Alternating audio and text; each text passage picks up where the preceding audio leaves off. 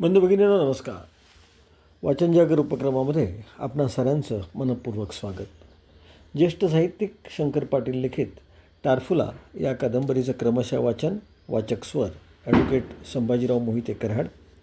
या वाचन जागर उपक्रमासाठी पाठबळ आणि प्रोत्साहन अर्थकारणातील अग्रेसर the Karad urban cooperative bank Karad आणि शिक्षणातील अग्रेसर भारती विद्यापीठ पुणे.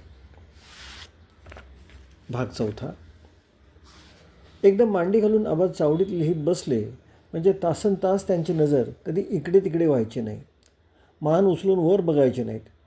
विसाव्यासाठी कधी थांबायचे नाहीत. टाक सारखा कुरू चालायचा. 100 नंबरी सुतागत अक्षर अगदी बारीक आणि वळणदार निघायचं. कधी शब्द खालीवर व्हायचा नाही. अक्षर कधी लहान मोठं दिसायचं नाही. कागदावर कधी शाईचा ठिपका पडायचा नाही. आबा चावडीवर लिहित बसले होते, पण पाठ वाकून खाली घातलेली त्यांची मान वरचेवर वर होत होती. अधूनमधून लिहिणं सोडून ते तक्क्याला पाठ टेकवून विसावा घेत होते. मान वळवून बाहेर बघत होते. अक्षर यावं तसं वळणदार येत नव्हतं. रेघ वर खाली होत होत्या. मध्येच शाई ठिपकत होती आणि नको ते अक्षर कागदावर उमटत होतं. खाडाखोड करून पुन्हा ते लिहित होते. वरचेवर लेखणी थांबत होती आणि मध्येच मान उचलून ते बाहेर पाहत होते. बाहेर पटांगणापलीकडे अगदी गावाच्या टोकाला शेवटच्या घरापलीकडून दिसणाऱ्या आभाळाकडे मावळतीच्या बाजूला कललेला दिवस खाली उतरत होता. खाली अगदी टेकायला आला होता. कलंडलाच होता जणू. तो लाल गोळा डोळ्यांनी बघितला आणि बसल्या जागी आबा चपापले. लिहिणं थांबवलं. टाक बाजूला ठेवून पुन्हा एक वार मान बाजूला करून त्यांनी मावळतीकडे बघितलं. दिवस बुडायला आला होता. आबांनी उपरणं झटकलं. कसेबसे कागद आवरले. घाईने ते रुमालात गुंडाळले. बाहेर बघतच त्यांनी रुमालाला गाठी मारल्या आणि दोन्ही हातांनी डेस्कवर रेटा देऊन ते उठून उभे राहिले. आबा उठले तसं आकटीजवळ बसलेला धोंडीबा तराळ अंग सावरून बसला आणि मान वर करून आबांच्याकडे बघत राहिला. त्याच्या शेजारी भिंतीला पाठ लावून आणि दोन्ही पाय पसरून दत्तू नाईक बसला होता. हातात जाड काचेचा एक तुकडा घेऊन नव्या वेळूची तो काठी तासत बसला होता. दिवसभर काठी तासत बसण्याचा त्याचा उद्योग चालू होता. आबांची चाहूल लागताच तो सावध झाला. हातातली कामं सोडून तोही बघत राहिला. आबा घराकडे निघालेले बघून त्याला जरा नवल वाटलं. दिवस बुडून चावडीत दिवाबत्ती लागल्याशिवाय ते कधी उठत नव्हते. का घाईनं निघाले कळत नव्हतं. आबा जवळ आले आणि तासायला हातात घेतलेली काठी खाली ठेवून तो उभा राहिला. सहज म्हणाला, का आज घाई? नुसता हुंकार देऊन आबा पुढे गेले. 4 पावलं टाकून ते चावडीपुढच्या पटांगणात आले. त्यांची नजर आपसूक मावळतीकडे गेली. लाल भडक गोळा पोटात शिरला होता. निम्मा आत बुडाला होता, निम्मा वर राहिला होता. बरोबर मधनं चिरून 2 खापी कराव्यात असा वरचा भाग दिसत होता. कुणीतरी कापून ठेवल्यासारखा. एक भक्कल गळून टाकलं होतं आणि एक भक्कल तेवढं शाबूत राहिलं होतं. आबांनी मान वळवून मागे बघितलं आणि दत्तू नायकाकडे बघून ते म्हणाले, काय करतोयस दत्तू? काय नाही असं म्हणून दत्तू तोंडाकडे बघत राहिला आणि आबांनी विचारलं, येतोस घरापर्यंत? जी असं म्हणून दत्तूनं हातातल्या काचेचा तुकडा घाईनं बाजूला ठेवला. गडबडीनं पायात पायतान घातलं आणि कोपऱ्यात टेकवून ठेवलेली काठी घेऊन तो बाहेर पडला. तो पुढं झाला आणि आबांनी पाय उचलला. आबा मुक्यानं चालले होते. दत्तूही आपली काठी टेकत पुढे निघाला होता. मध्येच आबांनी विचारलं, महादूकोळी आज चावडीत दिसत नाही. दत्तू थांबला आणि मान वळवून आबांच्याकडे बघत म्हणाला, आज दिसला नाही म्हणायला चावडीत असतोय का वा? म्हणजे चावडीवर येतच नाही म्हणतोस? तुम्ही असला म्हणजे दिवसाचं कवा तरी तोंड दाखवून जातोय की, आणि रातचं यायचंच टाकलं आहे त्यानं. मग त्याची रात्रपाळी कोण करतं? कोण करते? असा दत्तूनच उलट सवाल केला आणि आबा न बोलताच चालू लागले. चावडीतले संधी असे कधी मुजोर झाले नव्हते. आबा न बोलता गप्प झाले. मुक्यानंच पाय उचलू लागले. त्यांच्या कानावर गोष्ट घालावी म्हणून नाईकच बोलला, पंत महाद्या चावडीत येत नाही, पण गायकवाडाच्या मळ्यावर असतो या बघा. आबांचं मन चरकलं. चालता चालता ते एकाएकी थांबले. एक वर नायकाच्या तोंडाकडे बघून त्यांनी उसासा टाकला आणि पुन्हा पुढे बघून ते चालू लागले. मनातली चलबिचल त्यांना स्वस्थ राहू देईना. न राहून त्याने विचारलं, तिथं मळ्यात काय करतोय? नायकानं सांगितलं, नुसता 24 तास पडून असतोय. त्यांच्या कण्याला ते कुत्रं सोकवले हो. नुसतं हं म्हणून आवाज चालू लागले आणि मागे वळून त्यांच्या तोंडाकडे बघत नाईक म्हणाला, पंत, त्याला जरा झाडा की, बघू ताकीद देऊन बघू. असा तो मानायचा नाही, चांगला कान धरायला पाहिजे. आणि असं म्हणून हळू आवाजात त्यानं सांगितलं, पंत, त्याला आतनं फूस आहे बघा. कोणाची फूस आहे आबांनी विचारलं नाही. स्पष्ट शब्दाने विचारण्याचा त्यांचा धीरच झाला नाही. मात्र ओळखायचं ते ओळखले, मनानं ताडलं. बाहेर बोलून न दाखवता ते गप्प झाले आणि न विचारता नायकानेच सांगितलं, गायकवाडाच्या जोरावर ते उड्या मारायला लागले बघा. हे कळूनही आबा काही बोलले नाहीत. मूग गिळाल्यागत ते गप्पच राहिले आणि हळू आवाजात नाईक म्हणाला, कळवा किंवा रिपोर्ट करा, बसू द्या घरात. राम मंदिर आलं आणि आबा थांबले. मंदिराकडे तोंड करून उभे राहिले आणि थरथरत्या हाताने त्यांनी हात जोडले. उभ्या उभ्या रामाला नमस्कार केला आणि ते आपल्या गल्लीकडे वळले. पाय उचलण्यापूर्वी त्यांनी एकवार लांबवर नजर टाकली. ती गल्लीत एखाद्या डोंगरातल्या भुयारासारखी ती गल्ली दिसत होती. अंगात कापरं भरल्यासारखं झालं आणि उचलत्या पावलाने ते नायकाबरोबर घरात आले. चिमणी घरट्यात शिरावी तसे ते भरकन दरवाजातून आत गेले आणि गडबडीनं जोता चढून गपगार जाजमावर बसून राहिले. दम लागल्यासारखा त्यांना झालं होतं. धाप लागून छाती वर खाली होत होती. हुश करून त्यांनी तक्क्याला पाठ लावली आणि मागे रेलून ते वर आड्याकडे बघत राहिले. त्यांच्या अंगात पहिली ताकद राहिली नव्हती. जरा झटक्यानं चालल्यावर दम लागत होता. जोत्याच्या 4 पायऱ्या चढताना पाय असे भरून आल्यागत झाले. एवढी शक्ती नाहीशी झाली. ताकद अशी आता आत येऊ लागली तर कसं व्हायचं? आबा असे बसून राहिले आणि दत्तू नाईकही 2 पायावर खाली बसला.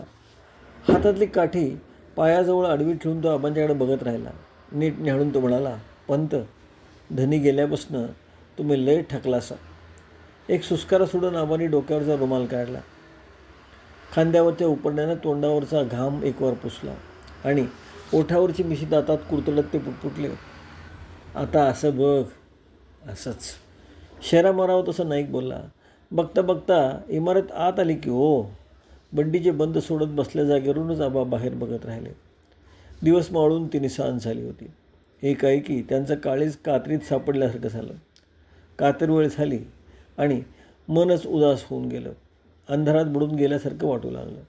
आतल्या आत कालवून आलं आणि माझघराकडे तोंड करून आपल्या मोठ्या मुलाच्या नावानं त्याने हाक मारली, केशवा, ए केशवा.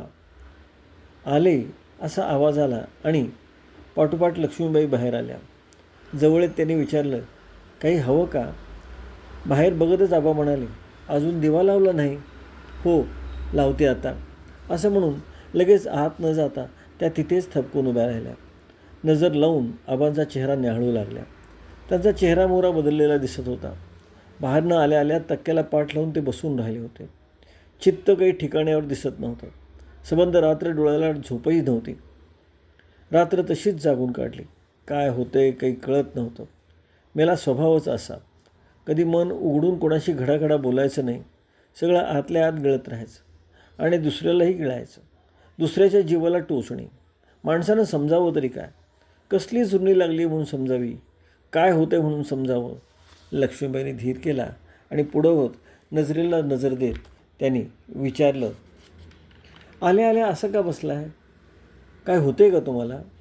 डोळे मोठे करून आबा म्हणाले, देवा लावा म्हणून सांगितलं ना. हो, मग हो काय? एका हातानं पदर उडून त्या वळल्या. काय डोक्यात घेतलंय काही कळत नाही असं स्वतःशीच पुटपुटत त्या आत गेल्या. आबा असं न बोलता बसून राहिले आणि नायकालाही अवघडल्यासारखं झालं. खाली आडवी टाकलेली काठी उचलून त्यांनी हातात घेतली.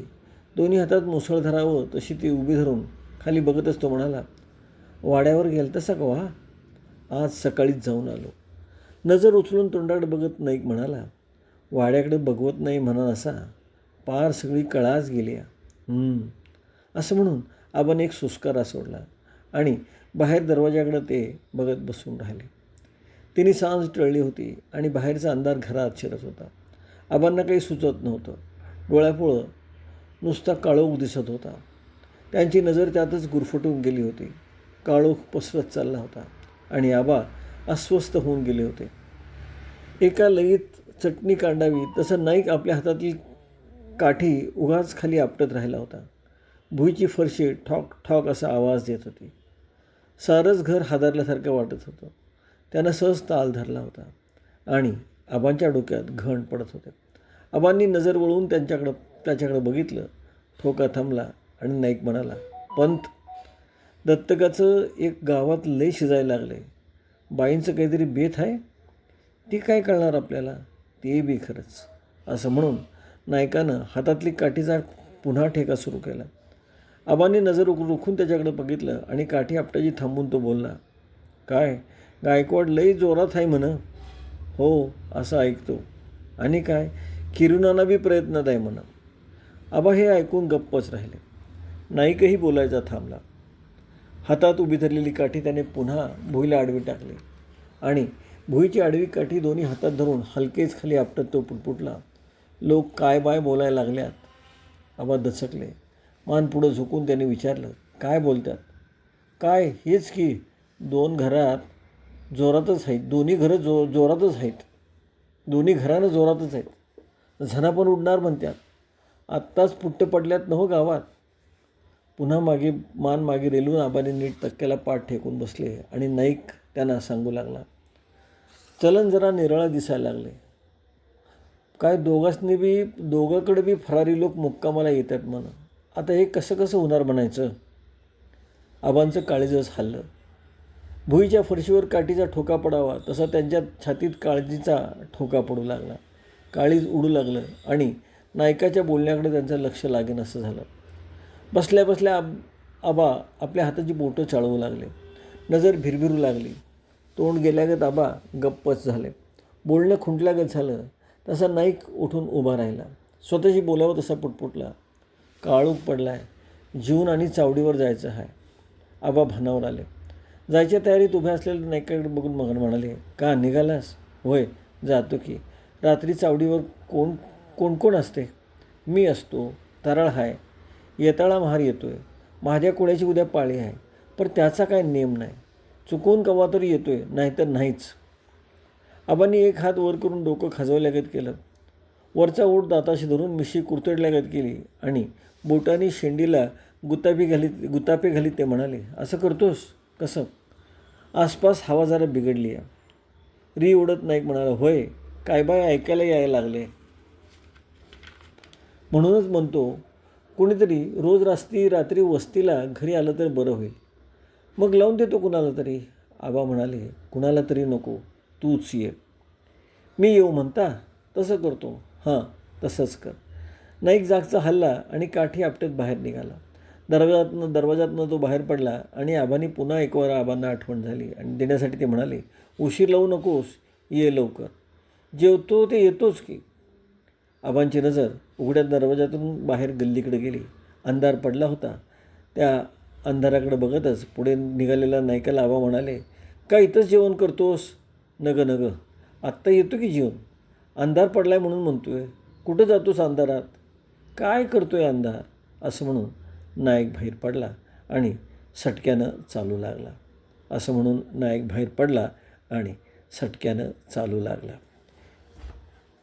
मित्रांनो, यातलं कथेतलं सारा विश्व डोळ्यासमोर उभं राहतं. कथानक डोळ्यासमोर उभं राहतं आणि निश्चित अस्वस्थ व्हायला होतं. ग्रामीण जीवनाचा इतका थोर अंदाज आणि त्याचा सगळा सांगणारे आपले शंकर पाटील. आज आपण थांबतो आहोत. नमस्कार. जय भारत.